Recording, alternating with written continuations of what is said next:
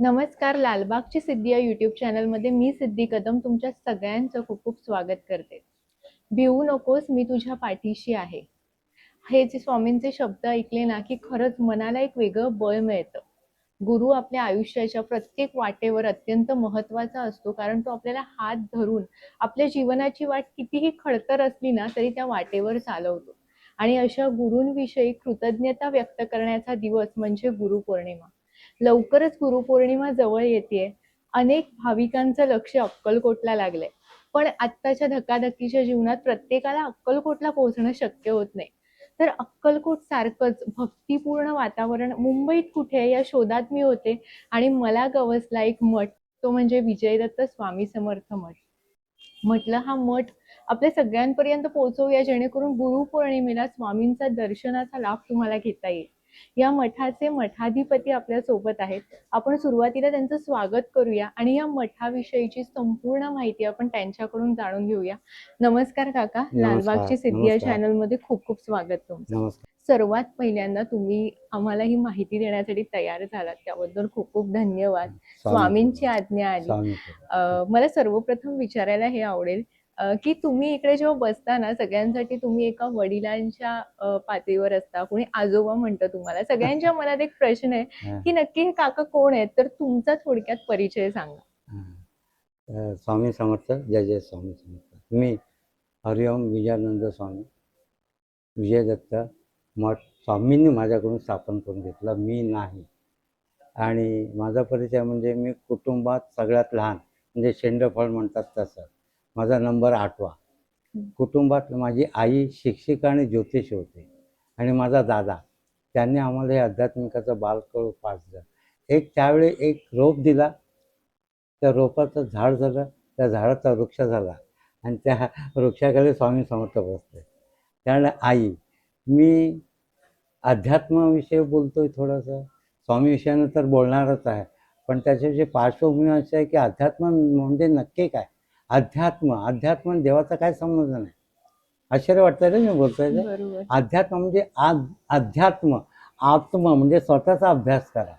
आता स्वतःचा अभ्यास म्हणजे हे शरीर कसं तयार झालं, काय आत्मा, समजलं ना? तर आत्मा म्हणजे दिसणारे देव ते, आणि ते आपल्या आहे. पंचमहाभूताने देव देह निर्माण झाला. पंचमहाभूत हे देव आहेत, पण त्याने आपला देह निर्माण झाला.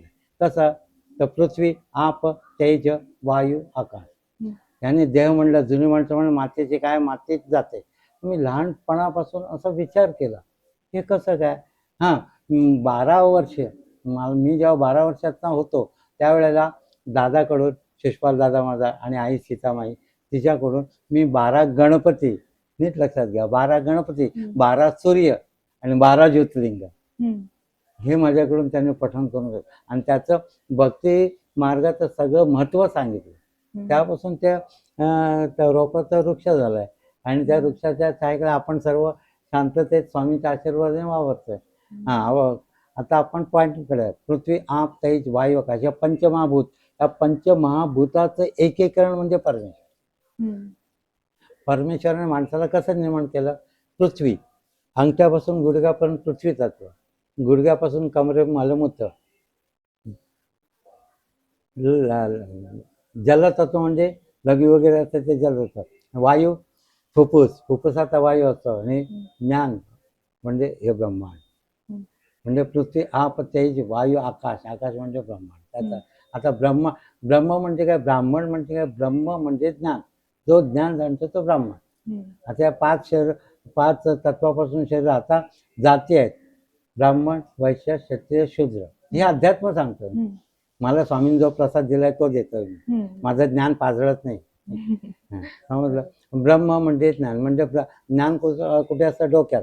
म्हणजे डोकं हे ब्राह्मण आहे. वैश्य म्हणजे पोट, पोटासाठी आपण हे सर्व करतो. आणि हे शरीर, या शरीराचं रक्षण करतो हात, हात म्हणजे क्षत्रिय. आणि ह्या देहाचं वजन घेऊन बाहेर कोण फिरतो? पाय, म्हणजे पाय शूद्र. म्हणजे जे पंचतत्वात आहे ते आपल्या शरीरात आहे. तान आपे ही निपाजा, सप्तरंग. सप्तरंग म्हणजे आपल्या शरीरात आहे. तांबडं रक्त हे रोहिणी, निला, पिवळं लघवी, पित्ताशय, असं वीर्य, करडा, ताना पिहिनी पाजा, हे सगळं आपल्या शरीराचं ह्याला अध्यात्म म्हणतात. आणि ते अध्यात्म करता करता आपल्याला हे कळतं, आत्मा म्हणजे स्वतः, स्वतः म्हणजे मी म्हणजे शरीर म्हणजे पृथ्वी आप तेज वायू आकाश. पंच हात पाय नाक डोळे ह्याने बनले. हात पाय नाक डोळे. तर आपण नमस्कार करतो ना, हे पंचमहाभूत पृथ्वी आप तेज वायू आकाश है ना. ह्याच्यापासून हात पाय कान नाक डोळे एकत्र करतो. ह्याचं किती झालं, 5 5 10, मग दशेंद्रिय झालं. ह्याचा नमस्कार करताना आपण काय करतो, हे निसर्ग देवता माझ्या ध्यानात आहे आणि हृदयात वाचतो. नमस्काराचा अर्थ असा. तर आपण पाय पण जोडू शकतो, पण पाय का जोडत नाही आपण, की हृदयाच्या वर हात आहे म्हणून ते डायरेक्ट आपल्याला हृदयाशी जोडले जातं, पाय जोडले जात नाही. आता शरीरात अणु रेणू परमेश्वर आहे. आणि मी मानतो दिसणारे देव 3 आहे. एक सूर्य म्हणजे आत्मा, आत्म्याचा शोध होत नाही, सूर्याचा शोध. चंद्र म्हणजे मन, चंद्राच्या कलेवर समुद्राची भरती होती, समुद्राचे ब्लड प्रेशर मानसिक आत्मा. बरोबर आहे. दुसरे आजी वडील. आ म्हणजे हिच्या आ म्हणजे आत्मा म्हणतात आणि ही म्हणजे ईश्वर म्हणतात. आत्मा ईश्वर काय सांगत घाल. आ म्हणजे आद्य, ई म्हणजे ईश्वर, आद्य ईश्वर आहे. वडील म्हणजे संस्कृतमध्ये वडिलांना तात बोलतात. तात म्हणजे जे धारण करतात ते तात. तिसरे गुरु आणि सद्गुरू. गुरुचा अर्थ काय, गु म्हणजे अंधकार, रु म्हणजे प्रकाश. अंधकारातून प्रकाशमय करतो तो गुरु. जीवन सार्थक लावतो तो सद्गुरू स्वामी. म्हणून स्वामी विवेकानंद म्हणतात की जो स्वतःला गुरु म्हणवतो ना, जो स्वतःला गुरु म्हणवतो तो चेला बनण्याचा पण लायकीचा नसतो.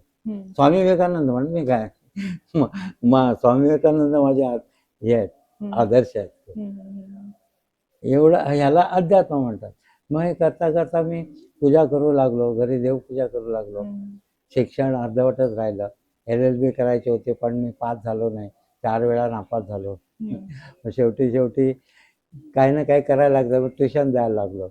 असं करता करता पण अध्यात्म सोडलं नाही. त्यावेळेला मी चंडीपाठ, चंडी हवन, सत्यानारायणाची पूजा, नवग्रह शांती, चंडी हवन स्पेशलिस्ट, आणि स्वामींच्या हाताला धरून आज माझी ही सेवा 50 वर्षाची झाली.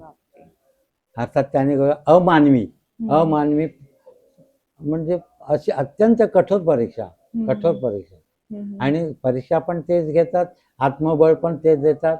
आणि मी तेच मागतो की तुम्ही किती कठीण परीक्षा घ्या, मी तो प्रसाद म्हणून ग्रहण करेन. फक्त एकच करा, मला सहनशक्ती द्या. हाऊ टू फेस अटॅक, संकटाला तोड देण्याचा धैर्य द्या. आणि आता मग त्या कोविडमध्ये मी खूप आजारी पडलो आणि लास्ट स्टेजवर होतो. कारण का, मी हे सगळ्यांचं हे करायचो फेस अटॅक वगैरे, तर त्यांच्या अडचणी मला छळायला लागल्या, त्या दूर केलेल्या. तर छळायला लागलं, मग मी खूप आजारी पडलो. जवळजवळ 40 दिवस सगळ्यांना डिस्चार्ज, मलाच नाही. स्वामींना मी अगदी प्रार्थना केली, स्वामी आता जर मला घरी न्याल ना तर भव्य दिव्य मठाची स्थापना करा. खरंच नाही, एवढं हे झालं होतं.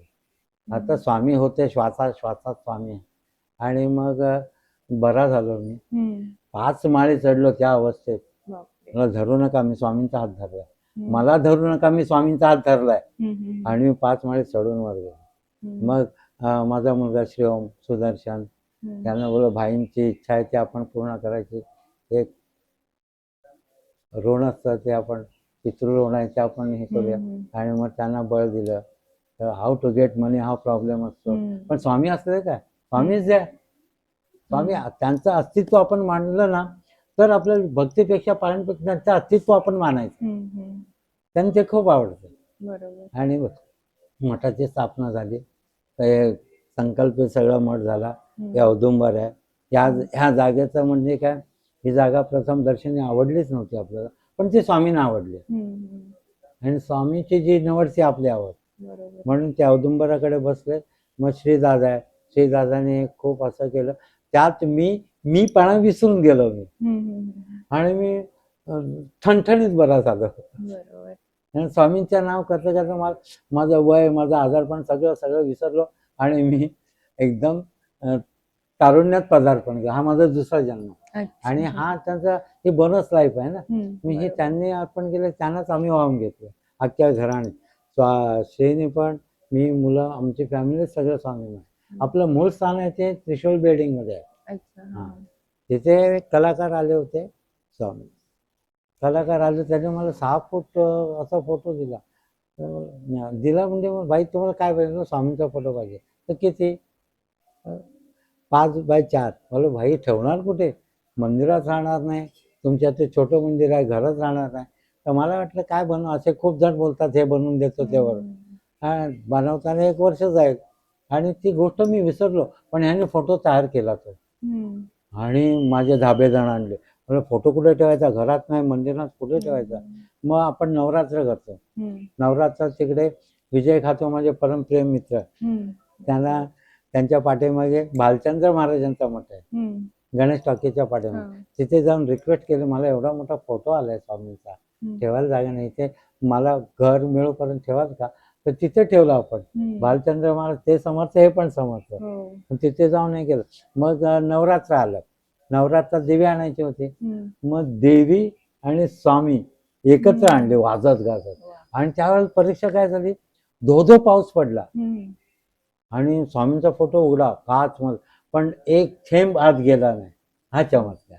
बरोबर. हा चमत्कार. मग डोळे भरून येतं, कंठ दाटून येतो.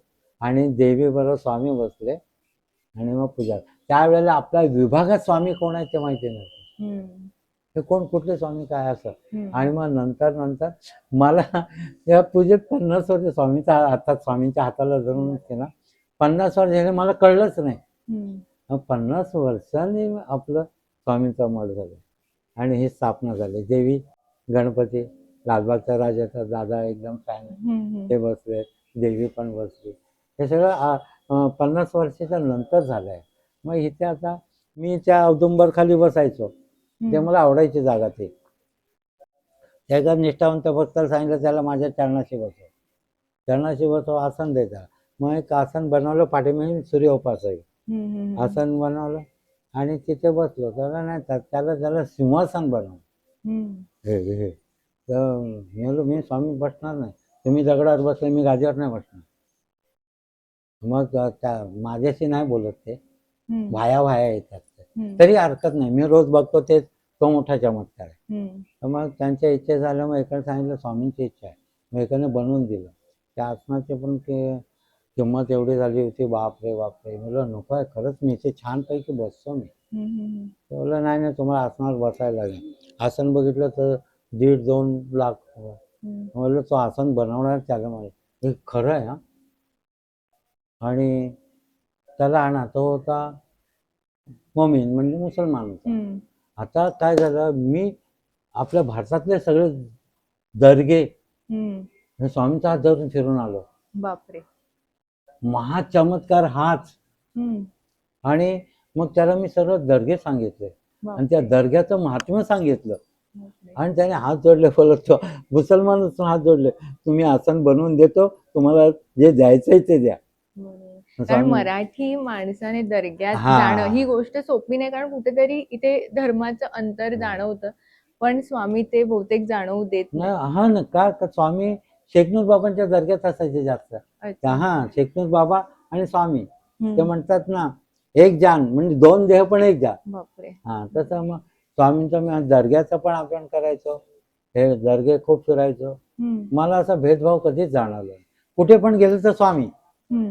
आता काय पिक्चर मध्ये दाखवतात ना, की असं आहे, असं एक वेळ नाही झालंय, नाही प्रारब्धात ढवळाढवळ देव करत नाही, तुमचं प्रारब्ध तुम्हाला भोगावंच लागतं असं म्हटलं जातं. कसं?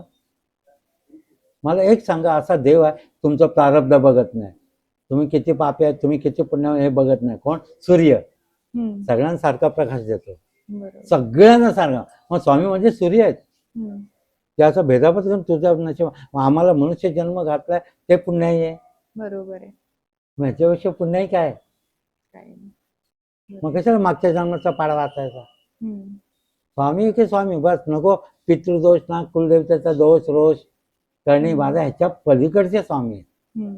स्वामी मला का आवडतात की सर्वसामान्य माणसांचं जीवन आहे तसे स्वामी जगले. युवती असो ना, युवती असो, यजुर्वेदी ब्राह्मण म्हटलं तर जानवं गळ्यात आहे त्यांच्या, नाही गंध टिळा जे भक्ताला सेवेकर लावून तेच लावणं. म्हणलं आसन घातलंय असं हे बसलंय, हे असं का केलंय कोणाला माहिती नाही सर. हे आहे ना रिद्धी सिद्धी चमत्कार स्वामींनी दाबून टाकलंय. हे स्वस्तिक आसन आहे. स्वस्तिक म्हणजे अष्टदिक, पूर्व पश्चिम दक्षिण उत्तर अग्नेय नैऋत्य ईशान्य वाय 8 दिशा. समजलं ना. या 8 दिशाचे अधिकार ते स्वामी. अशा तऱ्हेने बघा त्यांचं. आणि स्वामीने एक तुमचं दर्शन झालं मी पावन झालो असं बोला, त्यांना आवडतं. मागे मागून काय एखादा याचक येतो आपल्याकडे गाडीमध्ये तरी आपण त्याला टाळतो, आता आपल्याकडे काय बरोबर आहे. मग आपल्या बाबतीत पण स्वामी कंटाळत ना, तेच तेच तेच. मला सांगा लहान मूल ताना असतं, त्याला भूक लागते, तुम्हाला कसं कळतं? आईला पाना फुटतो हा चमत्कार. त्याला वाचा नसेल लहान मुलाला, मुक असतं म्हणून ते निष्पाप असतं, म्हणून ते देवा स्वरूप असतं. मग त्याला भूक लागल्याच्या आईला कसं कळतं? पाना फुटतं. तसं आपण जेव्हा येतो त्या स्वामींना पण पाना फुटतो आपल्या प्रेमाचा. हा झाला नाही, हा कुठे गेला? ही भक्ती पाहिजे की त्यानं पण आपल्याशिवाय करमत नाही असं स्वामी दाखवतात काय काय गोष्टींनी. काय असं चाललंय येतो आणि जसं त्यांना सजवतो. श्री दादा आहे, सुदर्शन आहे, खूप सजवतात, त्याचं रिटर्न्स मिळतंय बघताय तुम्ही. आणि एक सार्थकी लागलेलं जीवन की फार दिवसापासून मनीषा अशी होती की आपल्या सनातन धर्मातले सगळे सण त्याचा मानवी मनावर, जनावर, विचारावर, आचारावर काय परिणाम होतो त्याचं एक्सप्लेनेशन मिळत होतं माझ्यापर्यंत. कारण हा स्वामीचा प्रसाद आहे. समजलं ना. तुम्हाला पितृदोष आहे, तुम्हाला करणे, ह्याच्या पलीकडे गेले स्वामी. समजलं ना, पलीकडे गेले. आता करणे बिरणे नाही. आताचं युग कुठलं आहे? मंत्र यंत्र तंत्र. आता मी तुम्हाला फॉर एक्झाम्पल देतो. ज्ञानेश्वर माऊलींचं उदाहरण खूप छान. माऊलीने हजारो चमत्कार केले, पण एक चमत्कार असा केला तो जागतिक झाला. कुठला? नाही आठवणार, सांगा. भिंत एक्झॅक्टली राईट. भिंत उडवली. त्यावेळी मी अभ्यास झाले, बाप रे जागतिक चमत्कार आहे, अख्ख्या जगाने पाहिलं भिंत उडालेली. हे स्थानिक चमत्कार आहे ना, तिथल्या लोकांनाच कळणार, पण भिंत उडाले सगळ्या जगाने पाहिलं. मग त्यावेळेला काळ कुठला होता, मी कसं अभ्यास केला तर बघा. आता स्वामीचं बोट पकडलंय ते फिरवतात मला की ज्ञानेश्वरांचा काळ कुठला? 1200. हां, मग 1200 आणि 1800. साईबाबांचा काळ कुठला? 1800. म्हणजे 1200 ते 1800 मंत्रयोग होतं. मंत्रावर चालायचं. माऊलींकडे मंत्र होते, पंचमहाभूतांत सगळे मंत्र होते. साईबाबांनी चिमटा मारला, अग्नी काढला, अग्निमंत्र त्यांच्याकडे होता. साईबाबांचा काळ आता कलियुगातलाच नाही. काळ कुठला? सन 1800. म्हणजे 1200 ते 1800 मंत्रयोग होत. 1800 ते 1900 यंत्रयोग आणि 1900 ते 2000 तंत्रयोग. मंत्र यंत्र तंत्र. ह्यात आता दुसरं एक वाक्य सांगितलं सांग, भिऊ नकोस मी तुझ्या पाठीशी आहे. पण ते इंटू ब्रॅकेट त्यांचं एक वाक्य आहे, आपला कुलाचार सांभाळा. फार महत्वाचं वाक्य आहे ते. ह्याच्याकडे कोणाचंच लक्ष. आता कुलाचार म्हटलं ना की झाडाच्या फांद्या कशा फुटतात तसं फुटतात, कारण कुलाचार माहितीच नाही. आता फॉर एक्झाम्पल तुम्ही मोबाईल वापरता, मोबाईलचे नंबर किती आहेत? 10. Exactly right. दिशा किती आहे? 4 आणि 8 उपदिशा. मराठी आपण बोलताना 8 दिशा फिरलो नाही बोलत, 10 दिशा. 10 दिशा 8 सगळ्यांना माहिती आहे. पूर्व पश्चिम दक्षिण उत्तर आग्नेय ईशान्यानं वायू, वायू वगैरे ईशान्य. 8 झालं. 2 मी टाकल्या. ऊर्ध्वाने 10. बरोबर ना. आता या 10 दिशा आपण जेव्हा फिरतो त्या मोबाईलचे नंबर पण 10 आहेत. बरोबर. तर आपण आध्यात्मिक 10 नंबर आहेत. हे कदाचित हे माझं हे असेल, पण तुम्ही नाकारू शकणार नाही. हे ग्रंथात नाही, माझ्याकडे असं प्रूफ नाही की हे सत्य आहे म्हणून, पण हे सत्यच आहे. तुम्ही सत्याला नाकारलं तरी ते सत्य, त्याला त्रिकालाबाधी सत्य म्हणतात. कुठल्याही काळात ते सत्यच असतं. काय बोलत होतो आपण? हा, तर ते आपले मोबाईलचे नंबर 10 आहेत, तसे आध्यात्मिक 10 आहे. पहिला गणपती, मग शिव, मग विष्णू, सूर्य आणि जगदंबा. ह्याला पंचपरमेश्वर म्हणतात. काय? पंचपरमेश्वर. त्याला देव पंचायतन म्हणतात. देवारात ही बैठक पाहिजेच, शास्त्रोक्त पद्धत आहे. देव पंचायत. आता देव पंचायत सगळे सांगतात, त्याच्यानंतर येतं ते कुलपंचायत. कुलपंचायत म्हणजे कुळ, हे कोणालाच नाही माहिती. कुळ स्वामी म्हणजे देव, कुलस्वामी म्हणजे देवी, ग्रामदेवता, स्थानदेवता, वास्तुदेवता. 5 ने 5 10.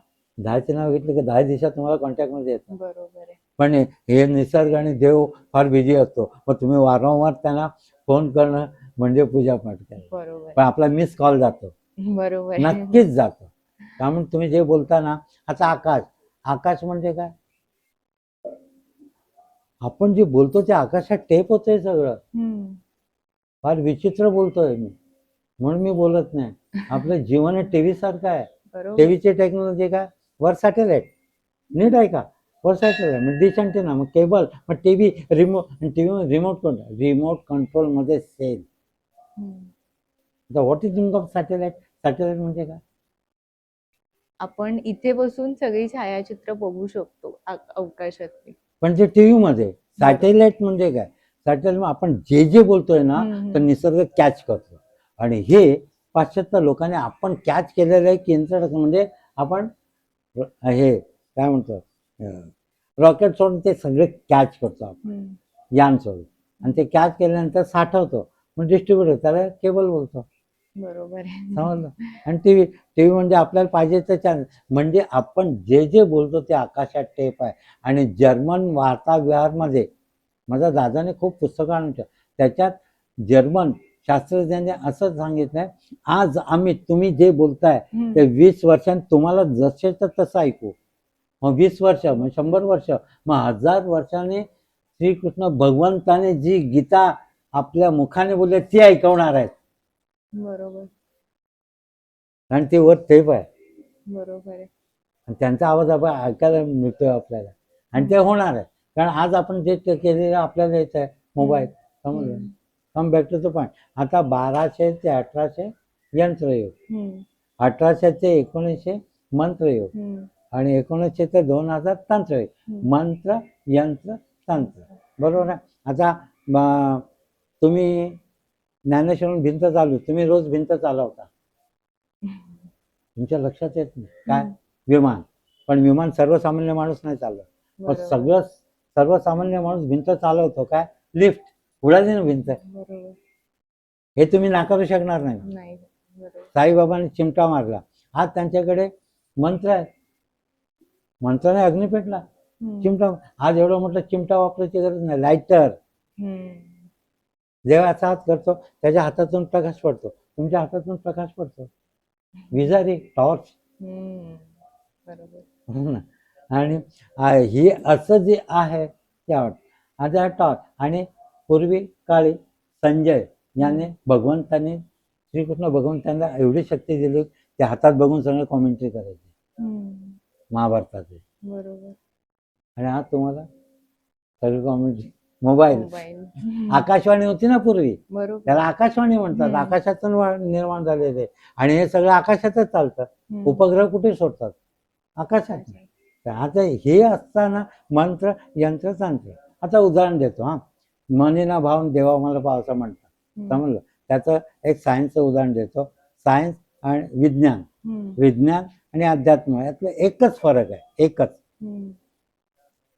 विज्ञान म्हणजे अगरबत्ती जी दिसते, आणि अध्यात्म म्हणजे सुगंध. तुम्ही अगरबत्ती लावली तर काय सुगंध होईल ना? अगरबत्ती दिसते, इट कॉल्ड विज्ञान, सायन्स. मी बोललो तुम्हाला सुगंध येतो, बरोबर, दाखवा मला. मग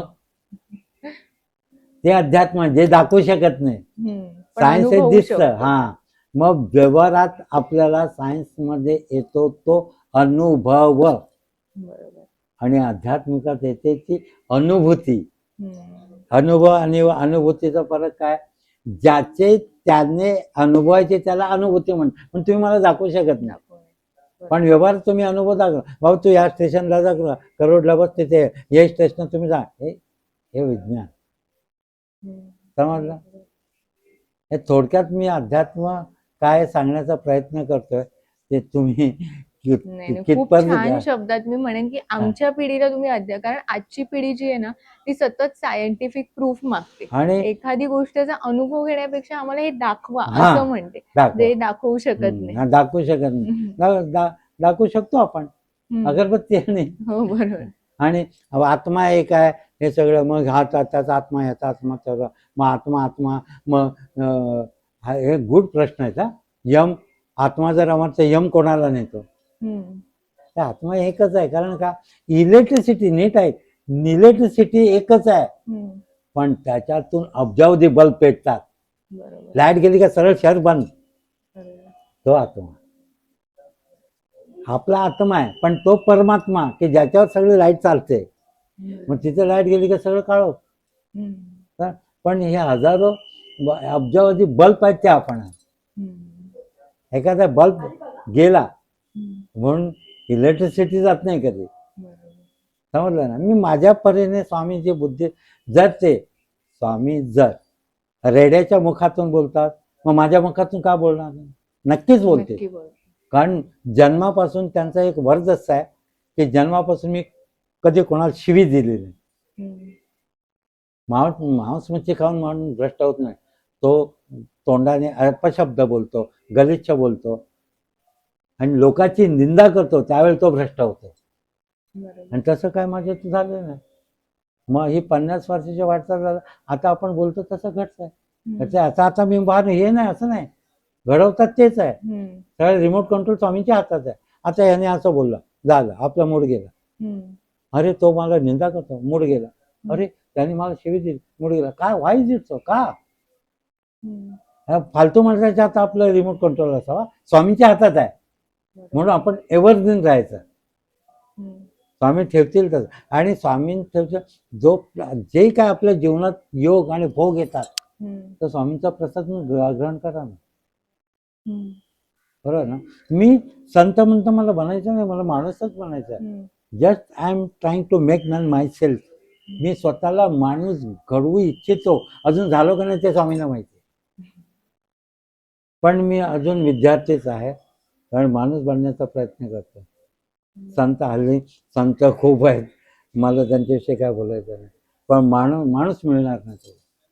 आणि जो माणूस स्वतः स्वामींनी घडवलाय त्याप्रमाणे मला माणूस घडवा ना. बरोबर. मागणं चांगलं मागायचं. बरोबर ना. स्वामी नाही, स्वामी मला हे द्या ते द्या, स्वामी माझ्या अडचणी दूर. आपल्या बापाच्या नोकर आहेत काय ते? तुझ्या कर्म धर्म संयोगाने तुला दुःख भोगायला लागतात. पण स्वामींच्या सेवेने काय होतं, ते दुःख, त्या दुःखाची तीव्रता कमी होते. हम्म. हाऊ टू फेस अटॅक म्हणतात, तुम्हाला ती ऊर्जा प्राप्त होते. हम्म. आणि तुम्ही तुमच्या समोर संकट राहत नाही. किती छान आहे बघा स्वामी. बरोबर आहे. तुम्ही संकटाला संकट समजता, हे मोठं संकट आहे. हम्म. आणि स्वामींकडे कधी आपलं हे करायचं नाही, कारण इथे डबल होतं. जर दुःखाचं ऐकलं तर दुःख. स्वामी मी खूप छान आहे, मी खूप छान आहे, मी खूप सुंदर आहे, मी श्रीमंत आहे, I am not only loud, I am गेला आउट. असं बोला तुम्ही गेला आउट आहात, बाई झाले. बरोबर. कारण प्रत्येक शब्द आपला वर रुजू होतो. पाऊस कसा पडतो? माफ करा, नाही. सायंटिफिक रूल नाही. पाऊस कसा पडतो? आपल्या एखाद्या समुद्रातून बाष्पीभवन होतं आणि वरती जातं. बाष्पीभवन म्हणजे काय? वाफ निर्माण होते. वाफ कशी निर्माण होते? जेव्हा समुद्राला आपण उष्णता तेच ना, उष्णता आपण समुद्राला गॅसवर तापवतो. नाही सूर्यामुळे. Exactly right. मग सूर्याचं नाव घ्या की. हम्म. सूर्याच्या उष्णतेने समुद्र पाण्याची वाफ होते, त्याचं बाष्पीभवन होतं, मग पाऊस पडतो. मग आपलं सगळं वर आहे ना चेक होतं. जसं खारं पाण्याचं गोड पाणी करून हा चमत्कार नाही. कसला चमत्कार मागताय स्वामींना तुम्ही?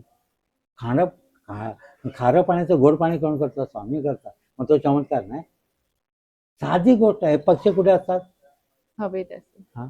हवेत पण कुठे असतात? झाडावर असतात. त्यांची घरटी झाडावर असतात, फांदीवर असतात. ते तिथेच झोपतात. पण एखादा पक्षी झोपेत फांदीवरून खाली पडलाय आणि मेलाय असा दाखवा. नाही. हा चमत्कार नाही. बरोबर.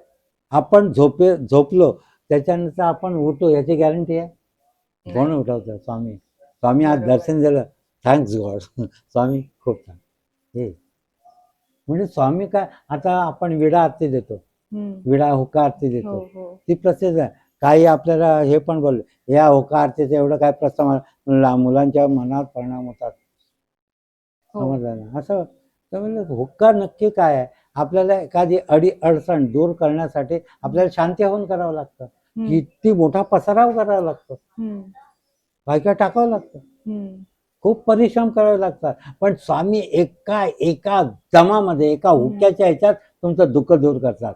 गुडगुडी म्हणजे तुम्हाला आलेले सगळे आधी-व्याधी त्या खेचून घेतात आणि त्याचा दूर करतात. तो धूर तुम्हाला दिसला, आपल्या दुःखाचा धूर, तुम्ही तिथल्या तिथे मुक्त होता. आणि तसं सांगितलं. आज आपण स्वामींना एक विडा देतो. आज विडे किती येतात माहितीये? 250. बापरे. आणि ते सगळे विडे दाखवतो आणि घ्या स्वामींचा प्रसाद घ्या, विडा घ्या, जसा तुमचा विडा रंगेल तुमच्या जीवनात रंग बरोबर.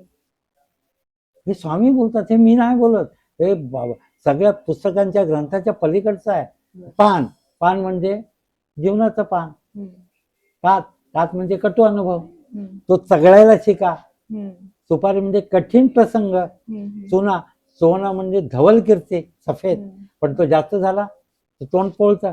म्हणजे जास्त कीर्ती वाढली का निंदा पण होते, ते पचवायला शिका. मग कापूर, लवंग, हे जायफळ, हे जे पदार्थ आहेत ते 13 आहेत. ते 13 अशुभ आहे. ते स्वामी विड्याच्या रूपाने चगळून त्याला सुगंधित करतात. स्वामीच्या मुखातून सुगंध बाहेर पडतो आणि हे तुम्हाला जेव्हा जाणवेल तेव्हा तुमच्या सुविचार येतात. मला वाटतं हे स्वामीच बोलले, कारण ह्या हुक्का आरतीवरून मध्यंतरी भरपूर भरपूर जणांनी त्याला मी म्हणेन एक ट्रोल आता एक आलंय की सोशल मीडियावर एक चुकीची कमेंट आली की त्याचा अर्थ न समजून घेता खाली भरपूर कमेंट्स येतात. मला वाटतं हे उत्तर स्वामींनी त्यांना दिलेलं आहे. मी अगोदरपासून सांगितलंय की मला हुक्क्याचा अर्थ सांगू दे. श्री दादाला सांगितलं मला की लोक काय बोलतात, हे स्वामी आहेत ते हुक्का ओढतात, मग लहान मुलांना प्रणय होतो. अरे हे हुक्का ओढतात ना, ते तुमच्या दुःखाचा दूर करताय. तुम्ही जो स्वामींना दर्शनी तुम्ही हुक्का ओढताय, चिलीम ओढताय, गांजा ओढताय, चर्च ओढताय, तो तुम्ही तुमच्या जीवनाचा दूर करताय. बरोबर. स्वामी लोकांच्या जीवनाचा दूर करायचा, अडी अडचणीचा, आधी-व्याधींचा तो दूर करायचा. तुम्ही जीवनाचा दूर करताय. काय स्वामी काय प्रत्येकाच्या हात धरणार नाही की चिलीम ओढू नकोस. याच्या पाठीमागे गुणाचा हाय. बरोबर. आता मी हे जे सूर्य मला सांगा, सूर्य दिसणारा देव आहे. ब्रह्मा विष्णू महेश म्हणजे हे त्रिदेव आहेत आपले. दत्त गुरु. इंग्लिश मध्ये देवाला काय बोलतात? गॉडचं स्पेलिंग काय? GOD. What is not GOD? G for generator Brahma, O for operator Vishnu, D for destroy. Destroy म्हणजे मारणार नाही. ब्रह्मा विष्णू महेश म्हणजे शंकरच नाही, हे मारणारे नाहीत, चालणारे आहेत. कारण ते संयमन करतात. संयमन शब्द वापरायचा त्यांना. कंट्रोल, इथलं तिथं, तिथलं इथं, इथं हे मारत नाही. म्हणजे ब्रह्मा विष्णू महेश म्हणजे god. G for generator, O for operator, D for destroy. Am I right? तर गॉडला उलट करा, गॉडला उलट करा. डॉग. हे का मग डॉग कुठे? तर मला काय लोक बोलतात, अरे काय तू देवाला कुत्र्याच्या संगतीत बसवतो का? तुला देव हा कुत्र्याच्याच संगतीत असतो. वर बघा दत्त, खाली बघितलं तर कुत्रे. अरे आपल्या सायन्समुळे, आपल्या अध्यात्मिकामुळे सगळं सायन्स निर्माण झालं. हे कुत्रे का बाळगतात? ते कुत्रे वाद सुंगून घेतात आणि पवित्र जागेतून दत्ताला नेतात. आणि आज कुत्रे कोण वापरतात? पोलीसवाले. कारण कुत्र्याला श्वान म्हणू आपण, कुत्रे शब्द बरोबर. श्वानांना एक अतिंद्रिय शक्ती आहे. मानवलं नाही, मी स्वामीचं दर्शन घेतो, मस्तपैकी घेतो, मागत नाही, काय नाही, सगळं दिलेलं आहे. आपल्या जीवनात एवढं मोठं त्यांनी देणगी दिली आहे. मानवी जीवन म्हणजे काय? 84 लक्ष योनीचा फेरा फिरावा तेव्हा एक मनुष्य जन्म येतो. साधी गोष्ट नाही आहे. आता हे शिवलिंग कोणी घरात ठेवायचं नाही, काय नाही, शंकराचा आहे आणि शंकर स्मशानात राहतात. त्या घरात अडचणी, हा गैरसमज आहे. त्रिभुवनेश्वर म्हणजे काय? त्रिभुवन म्हणजे आकाश, पाताळ, स्वर्ग, मृत्यू, पाताळ. आणि शिवशंकर आहेत ना, महादेव त्रिभुवन व्यापी आहेत. त्यांचं मुख आहे ते स्वर्गात आहे आणि लिंग भाग आहे ना, लिंग भाग तो पृथ्वीवर आहे आणि पाय पाताळाचा आहे. आपण 3 पूजा करतो, पाद्यपूजा, लिंगपूजा आणि मुखपूजा. आलं लक्षात? बरोबर. नोबडी कॅन रिफ्यूज मी, कोणी नाकारू शकणार नाही. पण ट्रूप मागायचं नाही. ट्रूप पाहायचं. आत्ताचं जे सर्कमस्टन्सेस आहे तोच ट्रूप आहे. समजलं? म्हणून लिंग पूजेचा अधिकार फक्त फक्त फक्त मानवालाच आहे. म्हणून देव मानवी अवतार घेतात, लिंग पूजा करतात. उदाहरण देऊ, रामेश्वर. हो. रामाने लिंग स्थापन केलं, रामेश्वर झालं. सोमाने चंद्राने पूजा केली तो सोमेश्वर झाला. भीमाने स्थापना केली तो भीमाशंकर झाला. आहे ना. पण त्याच्यासाठी देवांना स्वर्गातून इथे मानवी रूप धारण करायला लागतं, तेव्हा शिवपूजा होते. शिव म्हणजे संयम, शिव म्हणजे कंट्रोल, शिव म्हणजे शांती, शिव म्हणजे शुभलाभ. आता ज्या वेळेला या देहात पंचमहाभूत पण तेच, या देहात जेव्हा ऊर्जा येते तेव्हा तो शिव होतो. ऊर्जा म्हणजे प्राण येतो. हा, तेव्हा तो शिव होतो. आणि तो प्राण निघून गेला एखादे. म्हणून भगवान शंकराने, महादेवाने आपल्या पत्नीला आपल्यापासून दूर जाऊ नये म्हणून अर्धांगी पार्वती करून टाक, आपला अर्धांगच दिलं. का ते मी बोलतो ते सत्य आहे. शिव जेव्हा शक्ती येते तेव्हा शिव होतो, शक्ती निघून गेल्यावर शव. बरोबर. Any objection? नाही, अजिबात नाही. म्हणून शंकराने अर्धांगी म्हणून तिला अर्धांगी पार्वती. हां, आता काय वेळेला मी लग्न लावायचो, तर लग्न लावताना हे राहतो असं, तर कुठला भटजी आणलाय काय हे ते करायचं. ते आपण डाव्या बाजूला बसवली बायकोला, काय तुम्हाला कळतंय की नाही, डाव्या बाजूला बसवताय, उजव्या बाजूला बसताय.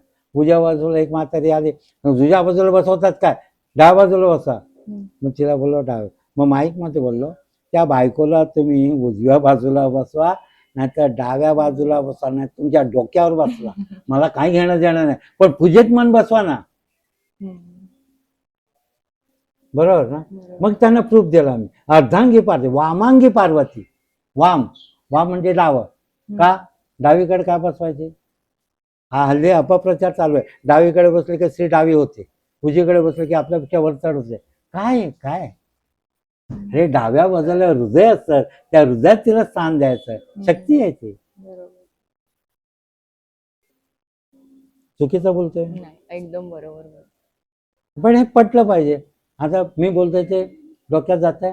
हो. हा, डोक्यात नाही गेलं पाहिजे, मनात गेलं पाहिजे. मनात गेल्यावर तनात येत, आणि तनात गेल्यावर आचरण शुद्धी होते. डोक्यात जाणं म्हणजे माहिती आहे ना काय, डोक्यात जाऊ नकोस म्हणजे राग येणं. बरोबर. आमचा कदाचित आत्ताच्या पिढीचा मेंदू तितका सक्षम आणि विचारी नाहीये, म्हणून पहिलं डोक्यातून मग मनात येत आहे. म्हणून पहिलं कानातून ते डोक्यात जात, डोक्यातून मनात जाते. खरंच तुम्ही खूप सोप्या शब्दात मला वाटतं अध्यात्म सांगितलं. मला स्वामी बोलतात. बरोबर आहे, स्वामीच बोलताय. आतापर्यंत जितके भाविक भेटले ना, जे या मठात येऊन गेले, प्रत्येकाची अशी बोलण्याचं हे असतं की आम्ही स्वामींकडे बघितल्यावर अंगावर काटा येतो, आम्ही बघितल्यावर आम्ही सगळं दुःख विसरून जातो. रडतात लोक, रडतात. आणि आपल्या मठात येणारा प्रत्येक सेवेकरी आहे ना, कधीच मागणार नाही. काय ठणकावून सांगितलं त्यांना, मागू नका. बघा किती चमत्कार होतो. एक थोडस किस्सा सांगू? हो, सांगा ना. आपल्याकडे एक बाई होती, बाईच म्हणू आपण, मावशीसारखी होती आपल्या, 45-50 होती. ती रोज येऊन इथे बसायची. तर एकदा मला बोल, भाई जरा बसा ना. मला भाई बोलतात ना, गुरु नाही आपण. गुरु म्हणजे सूर्य दिसणारा जेव्हा प्रत्यक्ष विश्व त्याच्यापासून निर्माण झालं, तो स्वतःला गुरु म्हणत नाही. हो, भगवान त्याच्यावर बोलतो का? हा, काय म्हणतो तो, मित्र आहे ना, मी तुमचा मित्र आहे. किती छान आहे, बोला की छान आहे. छान आहे ना. नदी अंदर बसून आपल्याला निवास देते नदी, पण ते स्वतः म्हणते नदी मैंने कुछ नहीं दिया. मग मी गुरु म्हणणार कोण आहे? मी तुमचा मित्र आहे. सूर्याला फॉलो करतो. सूर्य जर मित्र बोलतो मग मी तुमचा पण मित्र आहे, पण सदमित्र आहे मी. कोणी भाऊ हे बाबाला नाही, बाबाची स्वतःच्या वडिलांची हे कोणाला द्यायची, काय म्हणतात त्याला, दर्जा द्यायचा नाही. बाबांचा दर्जा कोणालाच द्यायचा नाही. मला बाबा म्हणतात ते नाही, आम्ही तुमची शब्द तुमच्याकडे ठेवा, मला बाबा म्हणू नका, भाई म्हणा. मी चुकतोय काय? नाही, बरोबर आहे. वडील आहेत ते. आमच्यासारख्या उपटसुंबाच्या पाया पडता बाबा हे करा आजोबाने, काय काय काय खेळ आहे? रोज आई वडिलांना तेवढं मी इथे मुलं हे करतात पाय दाब, हे आई वडिलांचे पाय दाबलेच कधी? स्वामीकडे ढुंकून बघू नकोस, पण आई वडिलांकडे बघ, स्वामी तुझ्याकडे येते. काय? आणि स्वामीला प्रत्येक ठिकाणी जाताय तुम्ही, आई वडिलांची सोय केली, त्यांना तुम्ही विसरता, स्वामीला बसताय, लाज घालतील ते. आता पाया पडतात ना, तरी पण मला खूप भीती वाटते, कारण स्वामी आहेत ते, त्यांना हे असं चालत नाही. बरोबर आहे. बरोबर ना? बरोबर आहे. मग मी नाव घेतो, तुमचा नमस्कार मी स्वामींना पाठवतो, माऊली बोलतो, ते समजतं तिथे पाठवा, मी नावाने निघाला. आता हे दत्त आहे, शंखचक्र गदा पद्म. काय? शंखचक्र गदा पद्म. शंख, शंख म्हणजे जागृती, उठा. शंख चक्र, चक्र म्हणजे प्रकाश, म्हणजे ज्ञान मिळवा. शंखचक्र गदा, नाहीतर साम दाम दंड भेद, गदेचा प्रकार. आणि जर नाही ऐकलं तर त्रिशूळाने भेद केला. त्यांच्या हातात कमळ, कमळ चांगलं, एवढं कमळापेक्षा इतर फुलं खूप सुंदर आहेत, खूप सुंदर आहेत ना, सुवासिक आहे, सुगंधित आहे, पण कमळच का धारण केलं? असे कुठे प्रश्न मी स्वतःलाच विचारतो. मग स्वामी त्याचं उत्तर देतात. उत्तर म्हणजे मला समोर येऊन सांगत नाही, ज्ञान देतात. आणि स्वामी ज्याचं, मला असं वाटतं स्वामी ज्याच्यावर प्रसन्न होतात ना, त्याला ज्ञान देतात, अगाध ज्ञान, जे कोणाकडे नाही, जे पुस्तकातलं नाही. समजलं?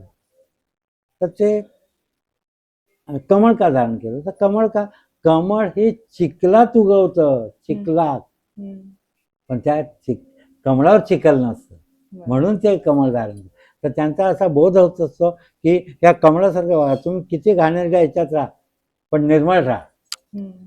चुकतोय मी? बरोबर आहे. नुसती दत्त, दत्त भक्ती, दत्त, दत्त म्हणजे दुसऱ्याला देणं, परोपकार, दान द्या. विष्णू, सहिष्णू, लोकांना मदत करा. ब्रह्म म्हणजे चांगलं बोला. आत्ताचे स्टेज असे आहे ना, तुम्ही लोकांना हसून खेळून बोलताना, तेच देवाचे मंत्र आहे. पंचारती, पंच प्राणांनी तुम्ही आर्ततेने आरती करता, ती आरती. तुम्ही चांगल्या मनाने येता, चांगल्या मनाने जाता, चांगल्या मार्गाने जाता, ती प्रदक्षिणा झाली. रात्री त्याचं नाव घेऊन झोपतात, ती समाधी झाली. किती छान आहे. नको तपश्चर्या करायला, नको काय करायला.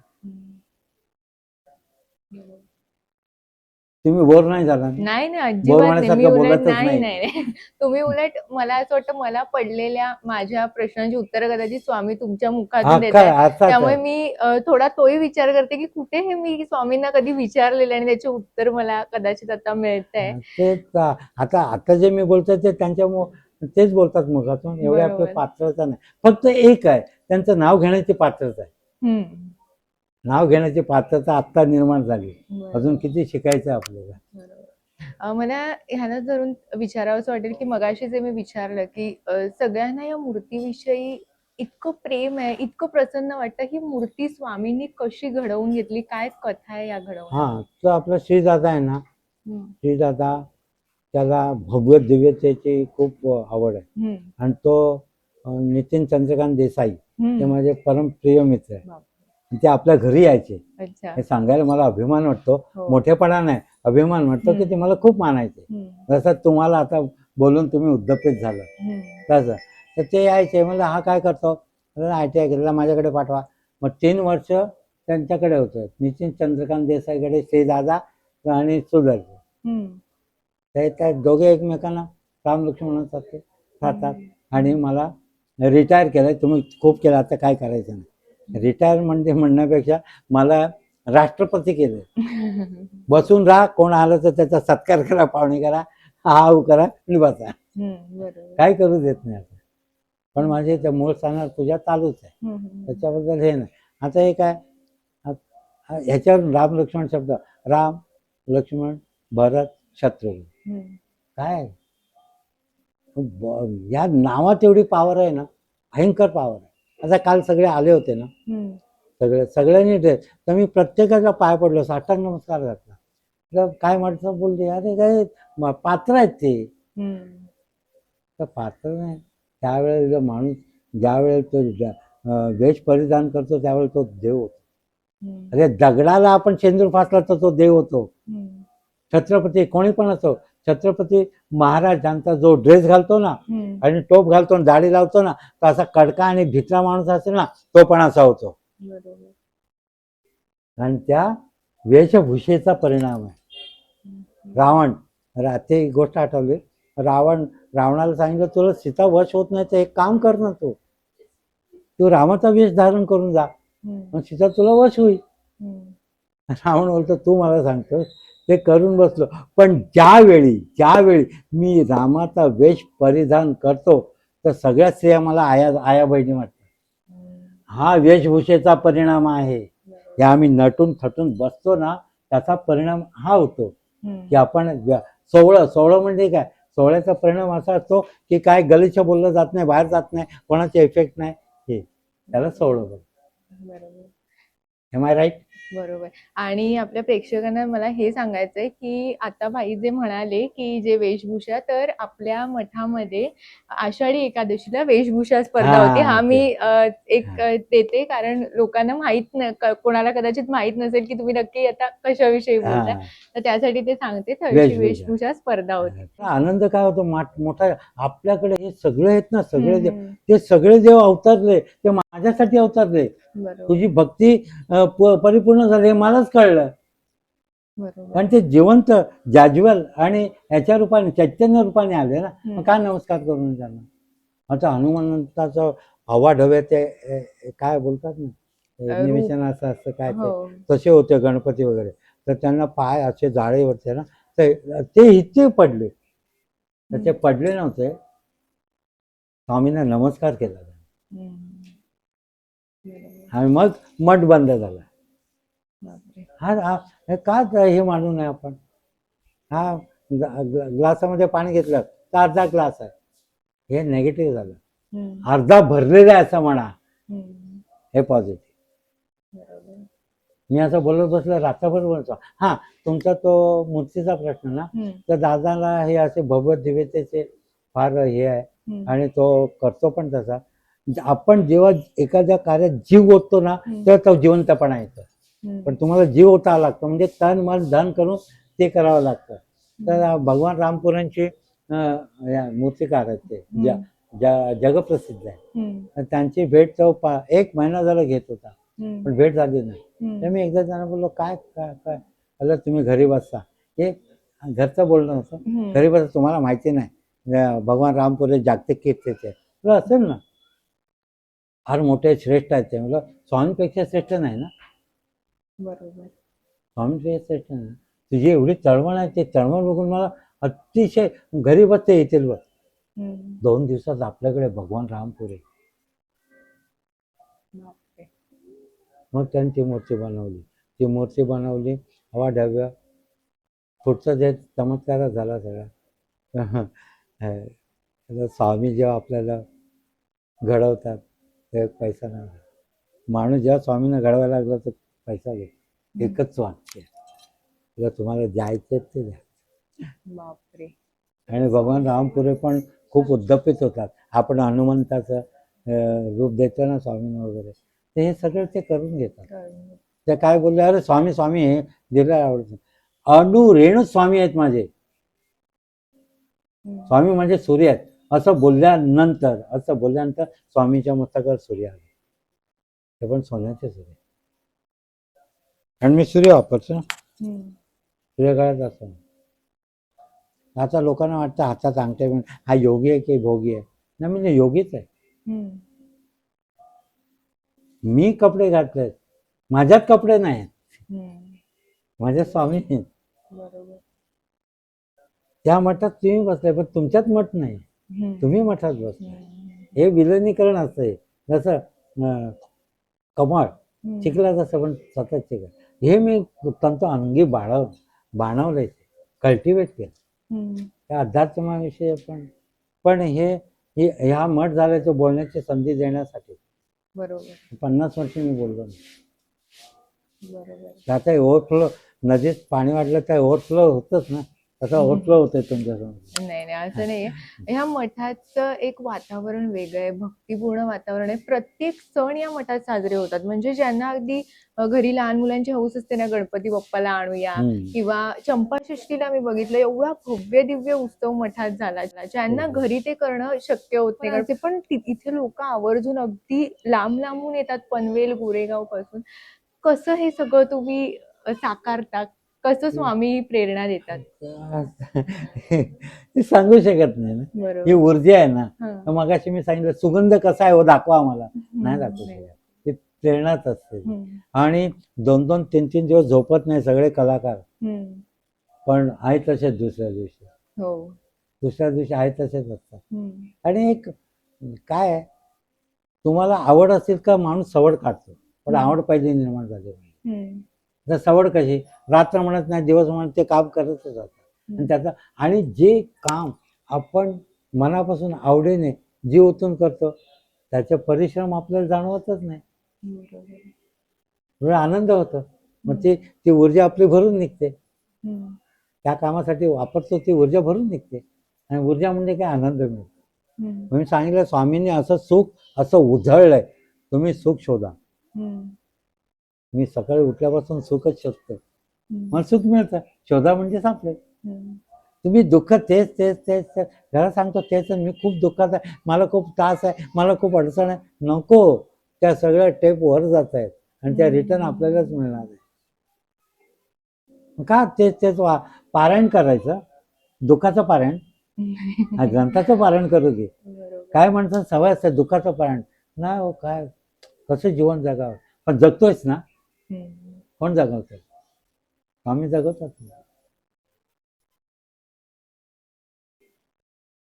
खूपसं आहे, खूपसं आहे. किती बोलू तेवढं थोडंच आहे. बरोबर. मला तुमच्या तोंडून ना एक खूप अनुभव स्वामींचे असे असतात जे वैयक्तिक असतात. मी वैयक्तिक अनुभव नाही विचारणार, पण एखादा असा अनुभव जो तुमच्या लक्षात राहिला जेणेकरून अनेकांना प्रेरणा मिळेल की खरंच स्वामी आहेत, स्वामी करतात, असा एखादा अनुभव सांगा. हां. ते मगाशी मी बाई म्हटलं ते मावशीबाई बसली हां, होती. हां. तिचा मुलगा डॉक्टर आणि मुलगी पण कार्यालयात मोठे अधिकारी. हं. तर आता काय दुधात साखर भरून राहायला शिकलं पाहिजे. हं. बहिणीने भावाच्या संसारात साखर बनून राहायचं. आईने पण मुलांना प्रेमाने करायचं. हं. आजी झाल्यानंतर मुलांना आईपेक्षा आजीची गरज असते. पण नाही, त्या खूप बडबड केली तर त्यांना मग मुलीकडे आणून सोडलं. मुलीकडे पण तेच. मुलीने काय केलं, त्यांना एक इथे घर घेऊन दिलं. आता इथे त्यांना सेपरेट घर दिलं. सगळे सुखसोयी आहेत. हं. पण प्रेम नाही, मनशांती नाही. मग ते इकडे यायला लागलं, त्यांना इथे मनशांती मिळाली. मग त्या रोज यायच्या तर ओळख झाली. भाई बसा ना, तुमच्याशी बोलून बरं वाटतं. माझ्याशी बोलून तुम्हाला बरं वाटतं, पण तुमच्याशी बोलून मला त्रास होतो. भाई असं कसं? कारण तुम्ही निगेटिव्ह बोलताय. तुम्ही असं बोलताय की मला कान धुवायला लागतात. माझा मुलगा माझ्या पायाशी आला पाहिजे, माझे पाय नाक घासलं पाहिजे. असं बोलू नका, बोलू तुमचा मुलगा आहे. उठा बोललो, उठा. खूप ऐकलं मी तुमचं, उठा. आणि मी बोलतो त्या मागा. आणि नाही जर पूर्ण झालं ना तर माझा कान उपटा, पिळा नाही उपटा. आणि त्यांना सांगितलं जगाच्या पाठीवर माझा मुलगा आणि सुनबाई कुठेही असू दे पण सुखी असो, स्वामी त्याचं कल्याण करा. एवढं बोललं. ताबडतोब चमत्कार. ताबडतोब चमत्कार झाला. काय चमत्कार झाला? मुलगा आणि मुलगी येऊन इथे तिच्या अपेक्षेप्रमाणे, इच्छाशक्तीप्रमाणे नाक घासलं, पाया पडले, तिला विथ ऑल रिस्पेक्ट घेऊन गेले. बापरे. Nobody can believe. आता तुम्ही तो त्याला मुद्द्यालाच हात घातला सांग. स्वामींच्या नावानं इथे मी कोण आहे? महाराज आहे. कोण आहे? अहो इथे लोकांच्या मनातला कचरा काढणारा आम्ही साफसफाई कामगार आहे. तुमची मनं धुतो, ब्रेन वॉश करतो, म्हणजे मी इथे धोबी आहे. हे महाराज कुठे बसतो का याच्यात? कोणच नाही. तुम्हाला मार्गदर्शन करतो म्हणजे मी तुमचा वाटाडा आहे. फक्त स्वामींना. आता जेवढे तुमचे कपडे जास्त असतील तेवढं साबण जास्त लागणार. एवढं मडकं असेल तेवढं साबण जास्त लागणार. मग आपल्याला हे जे रोजचं आपल्याला हे भोग असतात ना, ते आपल्या मागच्या जन्माचे जे कर्म भोग असतात ते भोगायला लागतात. ते भोगून संपवायला लागतात, मग पुढे ते येत नाही. कारण निसर्ग आहे, हे होतच नाही. निसर्ग कधीच जायामाय काय नाही, म्हणून ते देव आहेत. हम्म, भगवान, भगवान, भगवान काय? भूमी, हम्म, गगन, हम्म, वारा, नव, हम्म, हे 5 जणांचं ऊर्जा, चैतन्य आणि ओज, हम्म, तेज, हम्म, ह्या 5-6 जणांचं एकत्रीकरण म्हणजे भगवान. हम्म. भगवानचा अर्थ कळला? हो. भ भूमी, भूमी. गगन, नन, वारा, हम्म, आप पाणी, आप तेज, हम्म, वायू आकाश, यांचा एकीकरण म्हणजे भगवान. हम्म. कळलं मी काय बोललो? कळलं. थोडं डीप आहे, हम्म, पण समजून घेतलं तर कळेल. बरोबर. आणि ह्या शक्ती ज्या एकवटल्या, पृथ्वी आप तेज वायू आकाश, त्या एकवटल्या तर भगवान. हम्म. समजलं? आता हनुमान, आता गळ्यात पंचमुखी आहे, गॉड इज, आता स्वामींचं मुख दक्षिणेला आहे. अच्छा. हा, आपलं तर काय विचारायचे, एवढा तू पंडित आहे ना, काय काय चूक सांगा, कारण मला स्तुतीची एलर्जी आहे. हम्म, स्तुती ऐकत नाही मी, निंदा ऐकतो. हम्म, हम्म, तुला दक्षिणेकडे स्वामींचा मुख आहे, बरोबर. मग काय झालं ना, असं का ठेवलं? मग त्यांना विचार, ते बरोबर. बसतात, त्यांना विचार. कारण आज दक्षिणमुखी घर घ्यायचं म्हटलं तरी लोकांच्या हा, हातापायला घाम तो फुटतो. तो हा अपभ्रंश मी काढून टाकतो. बरोबर. दक्षिण दिशा ही पितृंची दिशा आहे, हम्म, असं माना ना. बरोबर. दक्षिण दिशा पितृंची दिशा आहे आणि दक्षिणेला यमाची दिशा म्हणतात. हम्म, समजलं ना? तर तिकडे तोंड केलं म्हणजे दक्षिण दिशा आपली शुद्ध झाली, बरोबर. मंगल झाली. हम्म, गॉड इज एव्हरीवेअर. देव कुठे नाही ते मला दाखवा. हम्म, गॉड इज एव्हरीवेअर. पण काय, दक्षिण दिशेचं एक असं महत्व आहे की त्या जागृत असतं ते देवस्थान, हम्म, त्यांना ते रोज पाहिजे म्हणजे जायलाच लागतं, हम्म, एक्सक्यूज नाही. हम्म, म्हणजे रोज पूजा झाली पाहिजे, हे करायचं. आणि दक्षिण दिशेला पुण्यामध्ये हा प्रकार जास्त असतो. हम्म, दक्षिणमुखी हनुमान, दक्षिणमुखी गणपती. हा, आता ते बसले, तुम्ही त्यांना विचारा ना, बरोबर. मला का विचारता? मी बसवणं माझी पात्रता आहे का? बरोबर. ते येऊन बसले. हम्म, आता औदुंबर हे औदुंबर कापलं होतं, तर मी पंचमहाभूताची पूजा करतो. मग आपल्याकडे गाय वासरू होतं, तर गाय वासरूची बसुबारस असते ना आपल्यात, गाय वासरूची पूजा असते. मग त्याला अभिषेक वगैरे करून शाल घातली आणि मला हिचे मातीचा ढिगारा झाला होता उकरून.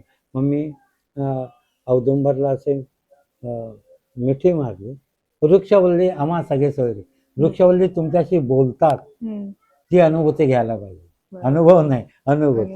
मी घेतलं. आता हा अनुभूती आहे. जिथे मी रडलो मिठी मारून, जिथे पाणी पडलं तिथे औदुंबर झालं, पालवी फुटली. हाच पुरावा देऊ शकतो. बरोबर. नाही, पण तुम्ही हा जो गैरसमज होता तो पहिला दूर केलात, कारण दक्षिणमुखी वास्तूचं हा. लोकांच्या मनात इतकं आता बसलंय ना खूप झालंय. की पूजापाठ दक्षिणमुखी वास्तूत फळत नाहीत, उत्तरमुखी वास्तूतच फळतात. पण आज आपण इथे स्वामींची हा, एवढी स्वामी भव्यता बसलेत म्हणजे बघतोय. स्वामी बसलेत ना स्वतः. बरोबर. पण प्रखर दैवत, जागृत दैवत असतात ते. हम्म, जसं सिद्धिविनायक आणि गणपती. हा, समजलं? उजवीकडे सोंड आहे तो काय गणपती नाही का, पण त्याचं सोहळं फार असतं, हम्म, म्हणून कोणी तो घरात पूजा ठेवत करत नाही. नाही. बरोबर. मंदिरात चालतं सगळं, हम्म, पण घरात एवढे पाळणूक होतच ना. बरोबर. तो ज्याची सोंड उजव्या बाजूला असते तो सिद्धिविनायक, बरोबर. आणि हे आपले जे गणपती आहेत ते महागणपती. बरोबर. भाई, आता मी सुद्धा तुम्हाला भाईच म्हणते, कारण तुम्ही हा, आता भाईच म्हणा. एवढेच सांगितलंय. बाय. तर आता गुरुपौर्णिमा येते, एक शेवटचा प्रश्न, की आता मठात अनेक जण येतील, तुम्ही इतकं छान आध्यात्मिक मार्गदर्शन केलं सर्वांना, की त्यांना तुम्ही काय सांगाल, की काय मागा किंवा काय मन घेऊन तुम्ही या मठामध्ये गुरुपौर्णिमेला, की त्यांना सुद्धा कळू देत की त्यांच्या इच्छा मागून नाही तर कशा पद्धतीने पूर्ण होणार आहेत? एकच सांगेन की स्वामींचा प्रिय सेवेकरी किंवा कोण भक्त असेल, म्हणत असेल ना, त्याने आई वडिलांची सेवा करा.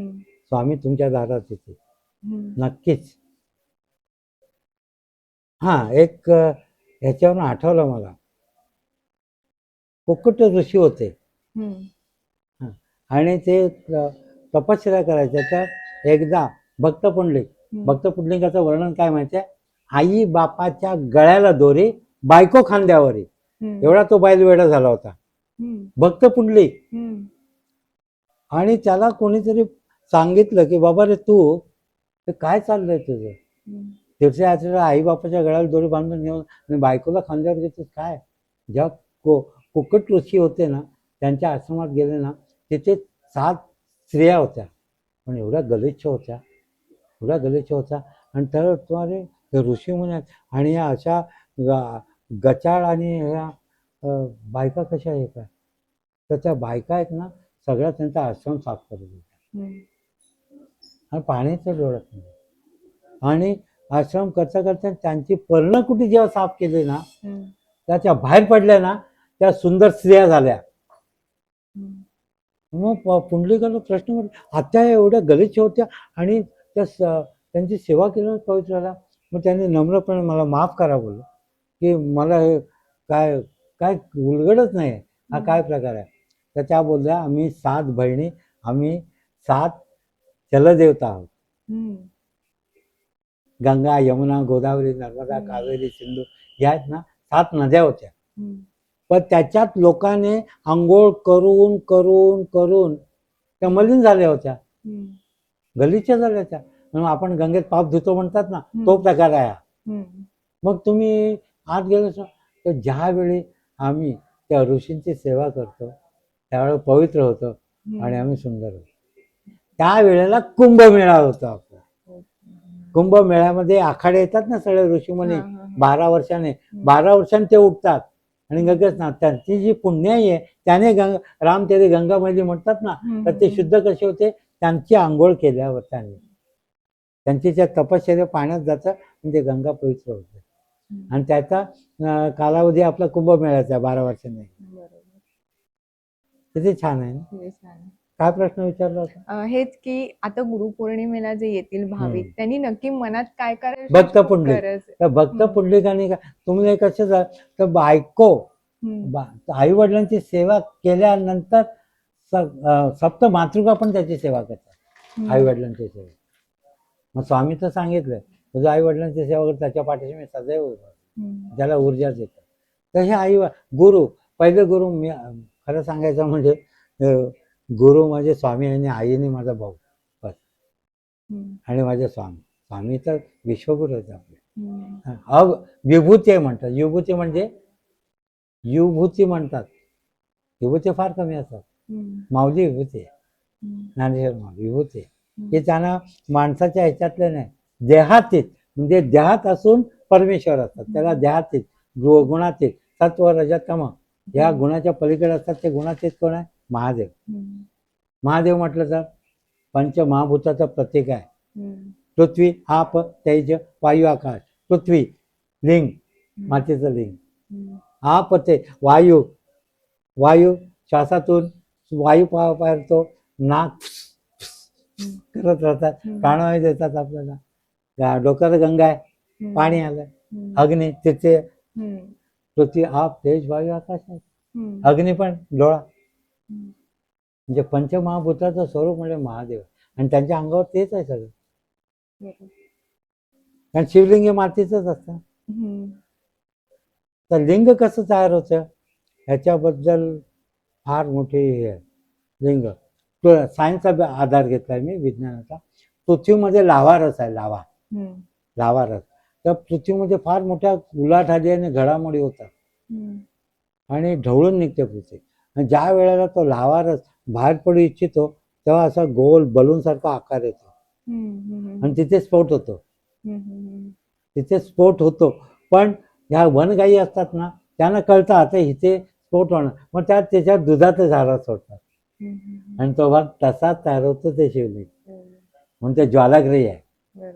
म्हणून आपल्या भारतामध्ये असे 12 पॉइंट आहेत, तिथे सतत पाण्याचे धार असते म्हणून स्फोट होत नाही. ऊर्जा असते ती थांबली जाते पाण्याचे धार लावून. म्हणून आपण दूध वगैरे दही करून त्या अग्नीला शांत करतो आणि तिकडे स्फोट येतो, बरोबर.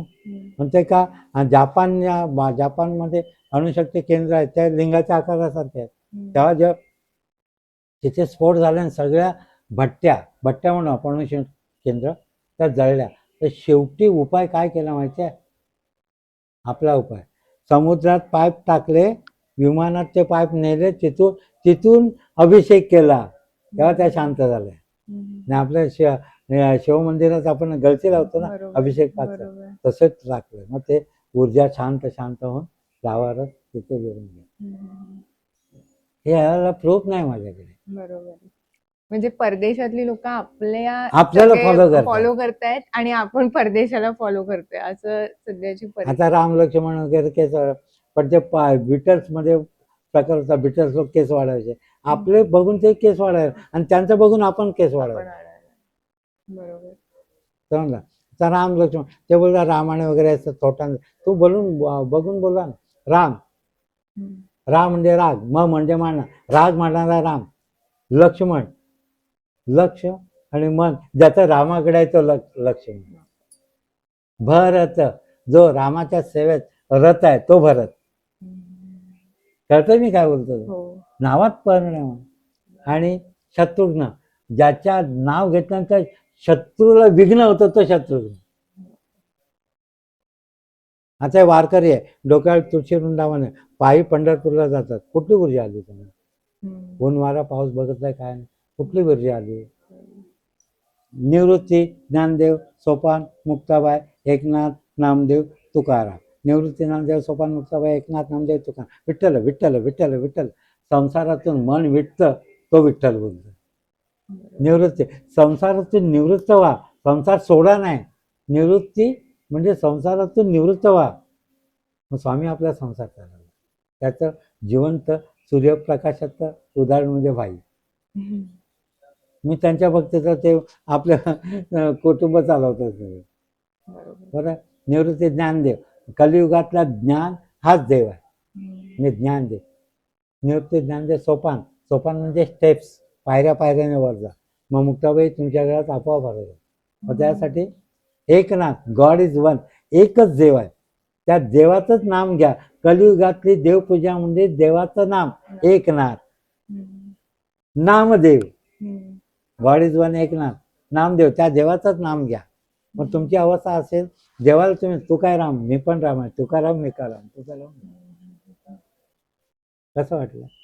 खूप कदाचित मला हे अर्थ माहीत नव्हते, आमच्या पिढीलाही माहीत नसेल, पण आपल्या इंटरव्ह्यूच्या माध्यमातून मला वाटतं हे आध्यात्मिक मार्गदर्शन असं कुठे मिळणार नाही. हा, ते वाटलंच नाही. आणि यांनी दिलंय ना, बरोबर. कुठे लिहिलं गेलं नाही. लिहिलं गेलं नाहीये. बरोबर.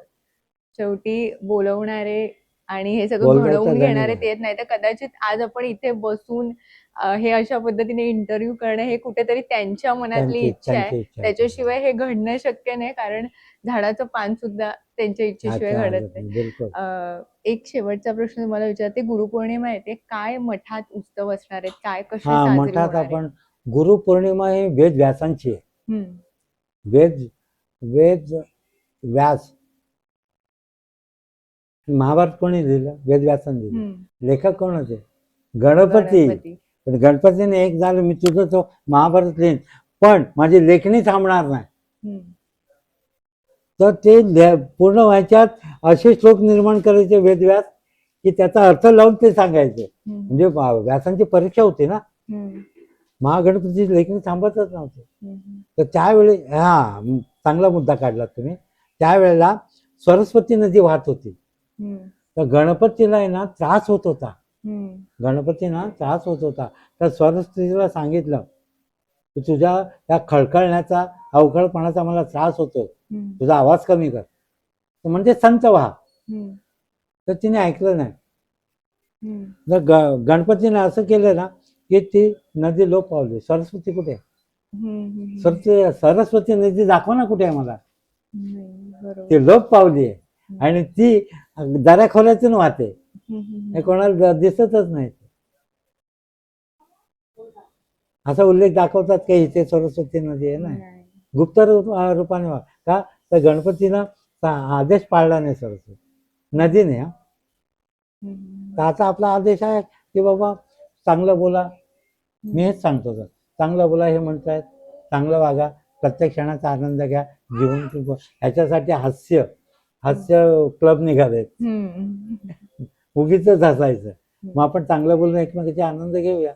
आणि हे तर मी रोजच सांगतो, म्हणून अगदी गुरुपौर्णिमेचा स्पेशल संदेश द्यायलाच नाही, कारण त्याच्यात भिनलाय आता आपल्या बरोबर. स्वामी सेवेकरांनी. बरोबर.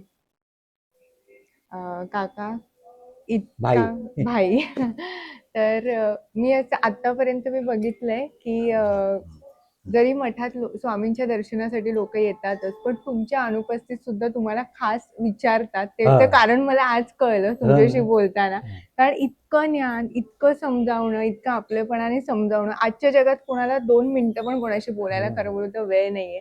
पण मी काय सांगू, आज मला इतक्या प्रश्नांची उत्तरं मिळाली आणि मला का भाईंना सगळे इथे विचारत विचारत येतात हे मला त्यांचं कळलं. आणि तर आपण एक आपल्याकडे हे आहे ना, प्रेमाने का बोलू नये, ह्याला पैसे पडतात का, मग का बोलू नये. बरोबर. आणि आपण तुमच्या हृदयाशी समरस झालो तर तुम्हाला होणारे यातने कळणार. त्याला काय म्हणतात, परकाया प्रवेश. हे सगळ्यांचं मी जाणतो, फेस रिडिंग करायचं मी. बरोबर. पण फेस रिडिंग होताना मला तुमच्या हृदयाशी समरस व्हावं लागतं, बरोबर. तुमचं ऐकून घ्यावं लागतं. त्यावेळेस तुम्हाला होणाऱ्या यथा कथा व्यथा त्या बरोबर. मला कळतात. त्या नाथामध्ये ते काय, परकाया प्रवेश तो आहे. साधा सोपा मस्त एकमेकाशी बोला ना, एकमेकांना आपण मदत करतो. बरोबर. बरोबर ना. बरोबर. आता तुमच्या व्यथा सोडा, पण तुमच्या मनातले भाव टिकतो मी. बरोबर आहे. आणि त्याप्रमाणे आपण पृथ्वी, चेहरा गोल असता की पृथ्वी तत्व, एक उदाहरण देतो. पृथ्वी तत्वाच्या माणसात कमालाची सहनशक्ती असते. कारण का, पृथ्वीवर आपण खेळतो, नाचतो, बागडतो, आनंदाने उड्या मारतो, स्वार्थामुळे तिच्या पोटात नांगराचा फाळ खूप असतो, तरी देखील हा आघात सहन करते. कसं करते की एखादं वासरू गायीच्या आतड्याला ढोसण्या मारतं, तिला तो आघात होतो, पण तो आघात तो पुलकित होऊन त्याला दुग्धपान करतो. त्याप्रमाणे आपण तिच्या पोटात नांगराचा फाळ खुपसला तरी देखील अन्न वस्त्र निवारा देऊन ती अवनी ना काय. अवनी म्हणजे पृथ्वी, अन्न व वस्त्र नि निवारा. म्हणून पृथ्वी माते तुला, मी पुस्तक लिहिलंय त्याच्यात पृथ्वीचं पहिलं वर्णन. कारण का, प्रभू दत्ताचं पहिला गुरु 24 गुरु केले माहिती आहेत ना, यांचे 24 गुरु आहेत. आणि पहिला गुरु कोण, पृथ्वी. बरोबर. आघात सहनशक्ती, आघात. सगळ्यांसारखं मी धर्माचा अर्थ लिहिलाय. सुनील, माझे ते पुस्तक आण ना, दाखवू. हा, दाखवा ना. कारण मी पहिलं करतो मग लोकांना सांगतो. बरोबर. तुकाराम महाराजांकडे एक बाई गेली आणि सांगितलं, हे का? ते नाही माझं जपोई. एक बाई गेली आणि सांगितलं, बुवा पोरग गुळ खूप खाते, ह्याच्यावर काहीतरी हात ठेवा डोक्यावर, भुका लावा. तुकारामाने सांगितलं, बाई हे 1 आठवड्याने याला घेऊन ये, 1 आठवड्याने घेऊन ये. बाई बोलली, खुळच आहे. तुकाराम महाराजांनी गुळ खूप खाल्ला, मग त्या लहान मुला उपदेश केला, बाबा रे गुळ जास्त खाऊ नको, आतड्यामध्ये कृमी होतील, भूक मंदावेल, पित्त वाढेल. ते मी केले. यावर सगळं केलं. आधी करावे मग सांगावे. हे बघा, धर्म, ध म्हणजे धरणी, र म्हणजे रवी, धर्म म्हणजे मरुत, वारा. धरणी सगळ्यांना सारखं अन्न देतं, बरोबर आहे. बरोबर. रवी सगळ्यांसारखा प्रकाश देतो. मरुत सगळ्यांच्या नाका तोंडातून एकच वारा वाहतो. ह्याच्याची एकनिष्ठा तो धर्म. आताच्या ते सगळे संप्रदाय. बरोबर. ही जपवही आहे, ही आपल्याला जर कोणत्या भाविकांना हवी असेल तर मी स्वामींच्या कृपेने असेच देतो, प्रसाद रूपाने. अच्छा, ओके. कारण का, जप लिहिताना मी लोकांना सांगतो, अनेक लोक जप लिहितात, पण जप लिहिताना आपण मूर्तिकार नाही आहे. पण जेव्हा आपण स्वामी लिहितो तेव्हा स्वामींना आपण तयार करतो, मूर्ती घडवतो. मग आपण बघतो, म्हणजे दर्शन होतं, मग आपण बोलतो स्वामी समर्थ, बरोबर आहे. आणि मग आपण ऐकतो, म्हणजे घडवणं, बघणं, वाचिक भक्ती, श्रवण भक्ती. आपला आवाज आपण ऐकतो, पण श्रवण भक्ती झाली ना ती. म्हणून जपाचा फायदा असा आहे. आणि किती लक्ष जप झाला ह्याला महत्व नाही, जपात किती लक्ष होतं, समजलं ना. जपात किती लक्ष होतं त्याला जास्त. नवनवशा अन्नवशा स्वामी समर्थ स्वामी करू नका. फक्त 11 वेळा म्हणा, 1 माळा पण करू नका, पण 11 वेळा असं म्हणा की मनशांती म्हणा. मनशांती, आत्मशांती, ग्रहशांती सर्व बरोबर. समजलं. आता हे काय, मनशांती आध्यात्मिकाशिवाय मनशांती कुठेच नाही. हम्म. मनशांती आपलं सगळी राष्ट्र अब्जावधी रुपये खर्च करतात. हम्म. का? खेळ बघून, क्रिकेट बघून मनशांती मिळते. ती त्या परमेश्वराच्या नावाने आपल्या बसल्या जागी मिळते. नको खर्च करायला. तसा पिंड तयार व्हावा लागतो ना. बरोबर. खरे, कारण आज बरीच मुलं, डिप्रेशन हा एक नवीन हा. शब्द आलाय.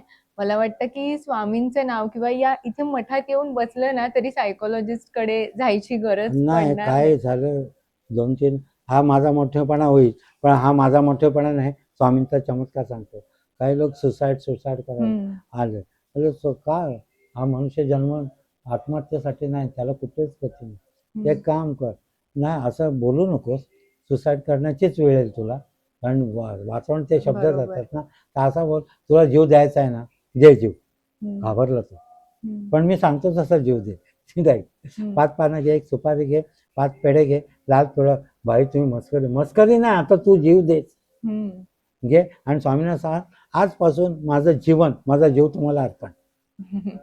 मग तुझ्या जीवनाचा तुझा कुठलाच अधिकार नाही जीवनावर, त्या देहावर पण नाही.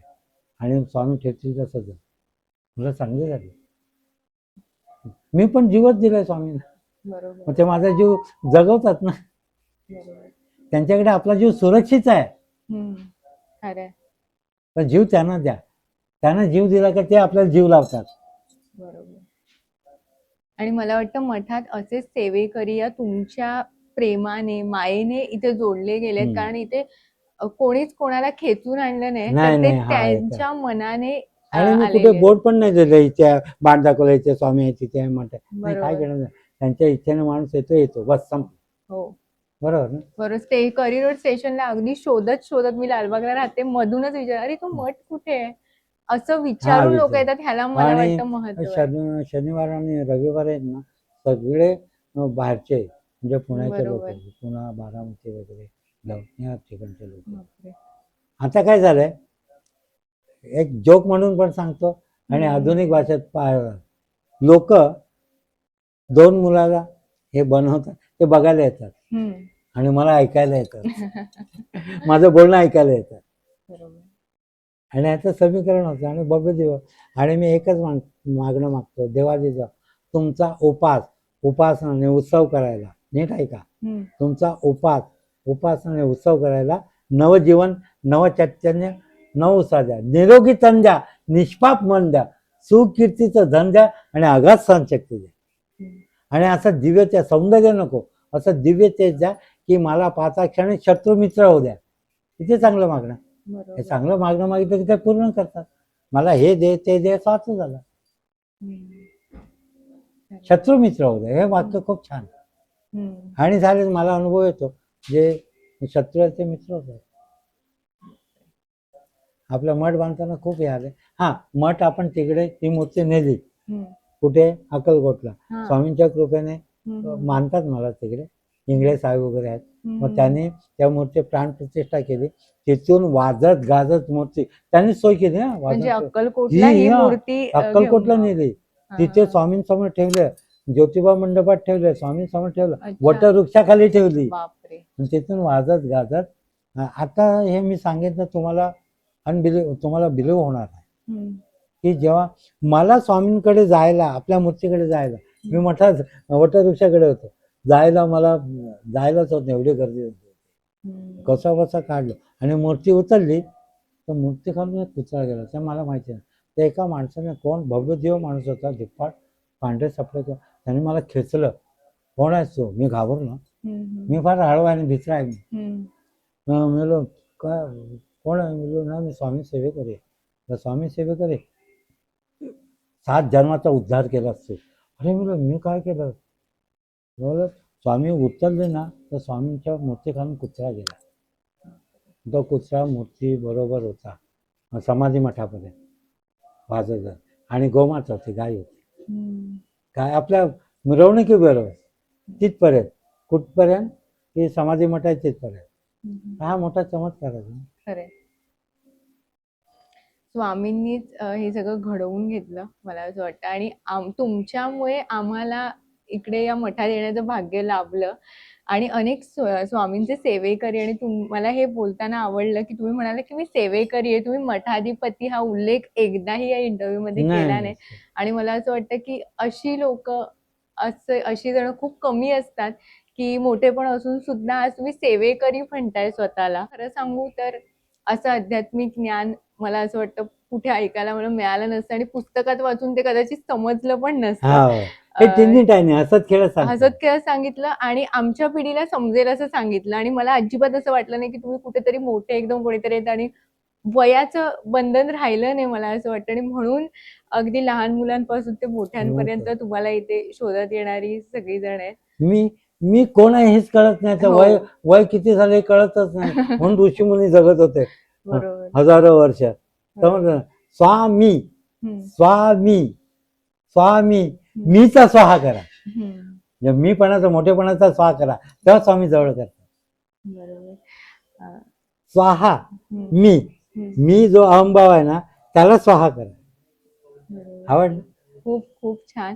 आणि भाई खूप खूप धन्यवाद तुमचे की तुम्ही इतका वेळात वेळ काढून, आता पण तुम्हाला भेटायला येणारी मंडळी पण खोळंबली तरी सुद्धा तुम्ही इतक्या नाही वेळात वेळ काय, काढून मला तुम्ही ह्या पुनरुक्ती करण्याचं जे संधी दिली, मी तुमचे खूप आभार संधी मानतो. नका नका आमची आभार खूप नका छान, म्हणू की खूप छान. आणि मी हे विशेष सांगेन की आज आम्ही या मठात येतो ना, इतके उत्सव होतात तरी श्री दादा असेल, सुदर्शन दादा असेल, तुम्ही असाल, कधी कोणताही भक्त असेल की त्यांच्याकडून त्यांना एक मान दिला जातो. मी सुद्धा त्यांना रिक्वेस्ट केली होती की देतील का भाई, बोलतील का.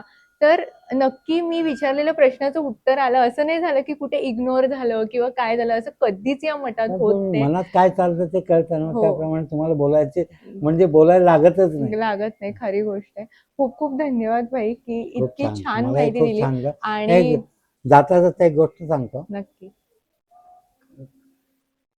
हा, जसं एकनाथ महाराज आंघोळ करून येतात. एकनाथ महाराज परब्रह्म म्हणतात. एकनाथ महाराजांना परब्रह्म म्हणतात, शांतीब्रह्म.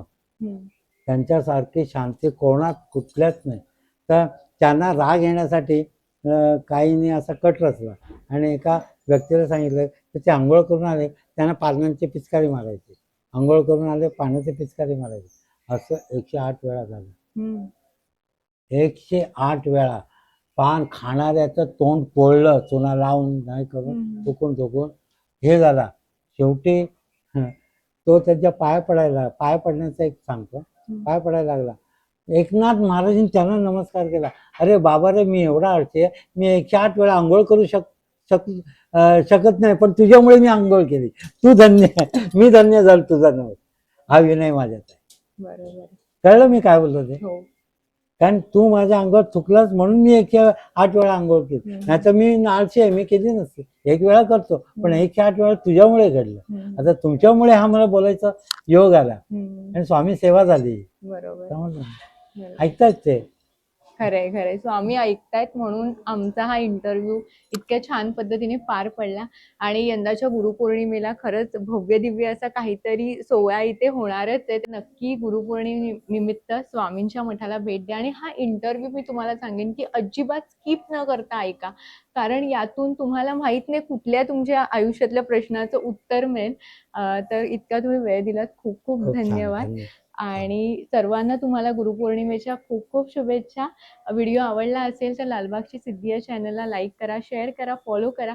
आणि ह्या आध्यात्मिक माहितीसाठी खरंच खूप छान माहिती भाईंनी दिली, आणि यासाठी तुमच्या मित्रमैत्रिणींसोबत, नातेवाईकांसोबत हा व्हिडिओ नक्की शेअर करा. धन्यवाद. श्री स्वामी समर्थ. श्री जय जय स्वामी समर्थ. स्वामी.